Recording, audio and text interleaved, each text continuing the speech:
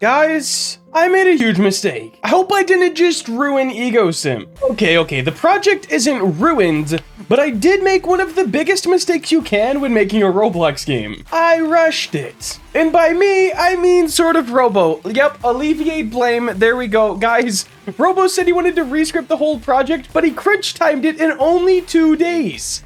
Now, he's gonna go ahead and rescript it, I'm gonna go ahead and rebuild it, and we're gonna fix everything that was wrong bug-wise, but also aesthetic-wise. Guys, let's go. Now, if we jump into EgoSim in the current state, there's one thing aesthetically that is wrong with it. Where is my... what happened? Okay, there we go. So, the one thing aesthetically, I personally think it looks cool, but the majority of people who play these type of games are younger kids, and the dark map doesn't really do it for them. Of course, we have these bright colors, but overall, it's just not a good map, especially for the target audience we're trying to hit. The next thing, this game currently fails at the #1 thing these games need to do, and that is satisfaction. There's not really any good sound effects when you pick anything up. Right now, the game's broken. Scaling doesn't work well. At the beginning, you should scale a lot more than you do. And overall, it's just not really that satisfying. So today, we're gonna fix the map and aesthetics, and then in the next EgoSim video, we're gonna fix the actual game. Right now, we're gonna check this chat real quick. Your game flopped, I'm being honest. TGM, while I appreciate the honesty, I want you to check back in 1 month. Because today starts the task of making EgoSim an actual viable good game. I'm not gonna try to do it myself this time. There's a lot of things I just shouldn't do. Anyways, first idea, new theme. The testers chat told me Japan theme would be absolutely nice. It's bright colors, it looks beautiful, and it's nice and calm. I told him I'm down. Second thing, gameplay-wise, we're gonna make everything inside this square in the middle of the map worth double. That's gonna make a lot more players want to be in the middle of the map, causing a lot more people needing to fight. The third thing, quality of assets. Guys, we have particles, we have VFX, we have clouds, we have this stuff, all of this stuff, this cool water. We have a lot, and that is all thanks to a guy named Duelist. He's got a Patreon, and he advertises it a lot on Twitter. I'm gonna give him a little boost here, because he did send me these assets. If you want to make an anime game, check this out. Perfect anime lighting. He has stylized ROBLOX texture packs. That just looks so good. I mean, look at this. He has an anime-themed asset pack. This looks absolutely sick. His Patreon has everything from VFX, lighting, anime stuff. There's some really crazy things, and if you want to check it out, it'll be linked down below. Anyways, first things first, let's get some lighting. And speaking of Duelist's pack, check this out. I'm gonna click this little button right here, go to my plugins, and simply click load settings. Would you look at that? We now have a perfect anime lighting. Well, I may edit it a little bit, but it is pretty close to awesome. I think the density definitely needs to go down, and then also the brightness, but I may just change the green I use on the ground. It would look a lot better in like a Roblox grass. So I'm gonna edit this a little bit, but 1 click to get this far is pretty awesome. All right, I fixed up the lighting a little bit. I think this looks a lot better. Might still be a hint on the bright side, but I do want that. Up next, this base plate texture, I've actually loved it, okay? I really like it, and I would continue to use it, but I don't think it's gonna fit the best for a Japan theme, so we are gonna try to find out something that's a little bit more subtle. And since we have all of these stylized assets, what better spot to check than our stylized textures? I want to use something that's just fun, that we haven't really gotten to use before. Let's try this one first and kind of see how it looks. Not bad, but not great. Let's keep trying some other ones. Yo, gotta be honest, I'm not mad at this. I think it looks really good. And that is at a 0.75 transparency. I really like that. Now, the next thing I want to do is, I know the map needs to be pretty squared, just to make spawning things in easy, but I don't like it exactly like this. So I think I'm gonna chop the corners and make the corners water, but then, I don't know, will we just be able to slide over the water? Let me think on that for a second, but already, aesthetically, this map is just... It's gonna be peak better, man. Also, I want to try to get this pink on these trees, but I don't think I could do that because this is just, it's just this. There's not too much I can do. I can squish it, but I don't think that's gonna look too good on the other trees. We might end up just using this one for now, but these do look pretty goofy and awesome. All right, so here's the idea. It's either gonna be awesome or it's gonna be horrible, but here's what I'm gonna do. I am going to union these together. I know, guys, this is already a bad start hopping on unions. I'm going to copy this texture so I don't lose it. And now what I'm going to do is negate this part, grab the base plate, and union everything together. And we already have some issues. So we are going to separate these. I'm going to make sure everything is way off of the thing. We don't want any sharp edges, guys. That's what we're trying to avoid.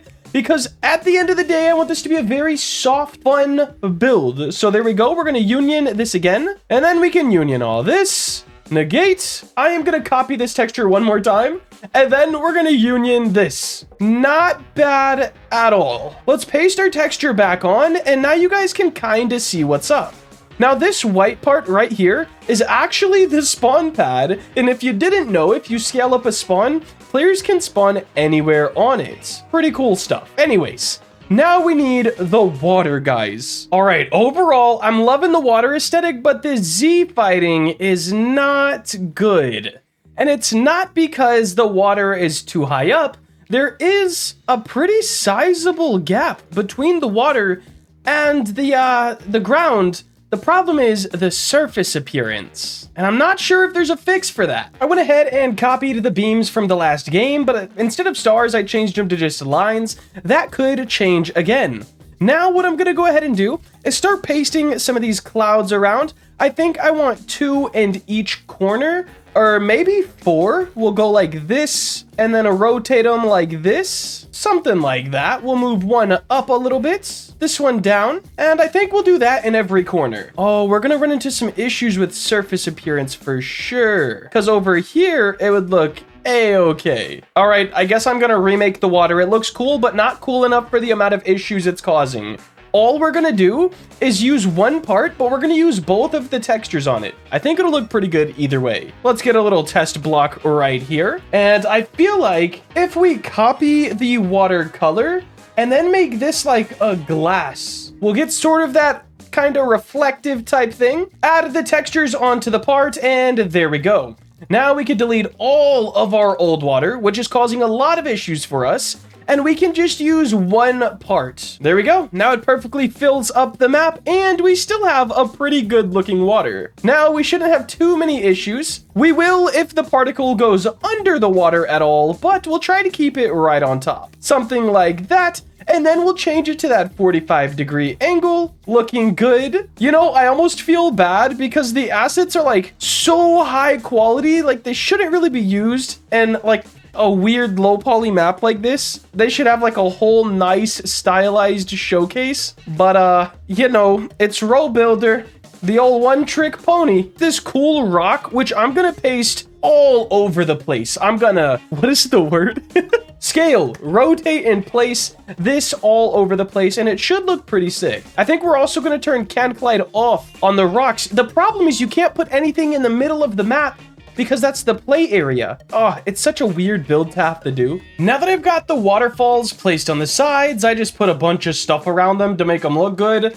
And I also used brush tool to place rocks randomly around the map. Now, this isn't the most aesthetic thing, but it's the only thing I can really think of to break it up. The only reason the rocks exist is so smaller players have a chance to get away from bigger players. In the old game, I just used these blocks. But for now, not looking too bad. The next thing I'm gonna do is add this to random rocks, just to give a little bit more variation and a little bit more life to the game. These assets by no means are meant for this type of a build. If you guys want to see what they can actually do, let me know in the comments down below and by dropping a like on this video, and me and Duelist will use them and actually go crazy. They're definitely not my build style, but they do look really good. Let's go ahead and put a leaf set on one of the rocks over here as well, just to continue breaking up the map even more. Also, keep in mind, I was able to achieve this, like this whole build, 15 minutes. And half of that was me just ducking around with the base plate. See, I want to place these around the map too.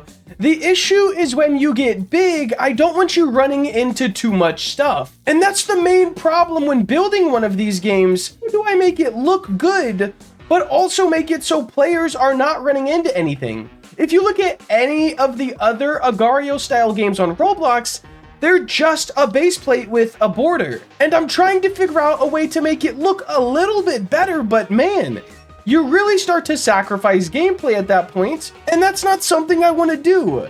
So let's go ahead, we're gonna paste some of these trees around. I'd say like 2 of these trees and then 2 of the goofy ones. We're definitely gonna run another video with these assets. There's so many more. I did not show you guys even half of them. There is so many more assets, and we are going to do another video with them. But the next one, we're actually going to try to build something that's like not limited by anything. Once again, this place, you literally have to leave a ton of open area for players to play. But look at this, man. If I could build everything like this, of course not super oversized, but that's just my build style. If I could build everything like this and make it look crazy, very densely packed assets, it would look insane. Another thing I can do, I'm gonna add these flowers. Randomly brush tool these across the map. It doesn't matter how many there are because they can collide off. I do just need to make sure that players don't get flowers confused with the things that they'll be picking up. I'd say that's probably enough flowers and it only took 2 seconds. Look at those bad boys. Now, the last thing that we actually need to do is figure out what we want the players to pick up. I'm also gonna get rid of the beam things because I don't think they're that noticeable anyways, and we're gonna build something else. Honestly, using the old pickups in the new game, I think it still looks pretty good. I also don't have a great idea for what else we could use, considering there will be multiple maps, and I don't think I want to change the pickups each time. I'd say these look pretty decent. Shadows should probably be turned off on them though. I'd say that already looks a lot better. All right, guys, I thought I was done with the map, but then I found even more Japan themed assets in the Duelist asset packs. It's honestly insane how many assets are actually in this that you can't even see everything at once. You know when you go shoe shopping and you're looking for a specific pair and you just don't see them, and then it turns out they were right in front of your face after you looked again? That is what happened. Guys, I found these cool Japanese like arch things. I know they're called something, but I don't know the exact name. I also found these lights, which look really good. Oh, everything is just going good, man. And that does help fill out the map so much better, man. Oh, that's so nice. I think I'll also use these for the 4 corners of that double XP place. Oh my, guys, I have the best. This is it. I've got the best ideas. Here's what I'm gonna do. Just to make everything perfect, I'm gonna copy the position of the base plate, and then I'm gonna just set my move to 50 studs. All right, maybe I should do 100 studs. Now I'm gonna move it over this way and over this way. Now I'll move this one over twice, and then I'll duplicate both of those and move them over twice. And now this is a perfect square in the center of the map. Now all that's left to do is make some sort of a way to visualize this. Of course, we'll have a big thing hovering in the air saying X2, but that'll be done with GUI. Now, what do we want to do to connect these? Obviously, a beam would be the best, but I don't know how I want that to work. All right, so what I did was just duplicated the beam that's around the map. And now I'm grabbing each of these lanterns and grabbing their positions, and then just getting the attachment that goes to that corner and pasting the position in. After we get all of this placed and set, we'll have everything perfect and we can change this to whatever we want it to be. Oh yes, we are definitely getting somewhere. What we need to do next is, can we change all these at once? We need to change their width. I'm gonna put them both at 2. We want this to be something along the ground, not something that feels like something you're not supposed to pass. Now that we have that, what else do we want to do? All right, bros, after fighting with myself for a while and many iterations, I finally came up with this. I'd say this map is a lot more inviting than the last one, and as long as everything works and the scripting is good, I think we're gonna be doing pretty good. This, oh, it looks so peaceful. Imagine some nice music, some nice sound effects. Everything's gonna be great. Anyways, that'll wrap up the build. Let's jump into some questions. Question number 1 is from Nixon. Any updates on the particles working with the bikes? And if so, will they be well optimized for all devices? By particles working with the bikes, if you mean scrapes and burnout smoke, they're not implemented yet, but they're definitely on the way. And as for optimized for all devices, we are doing everything we can on our side. Of course, there will be a setting in the menu to turn off the extra stuff, like turn off good lighting, turn off particles. There will be stuff that you could do if you're on a very low-end device, but we're trying everything we can, script-wise, build-wise, everything to make everything as optimized as possible. Question number 2 from Danny Plays 9124.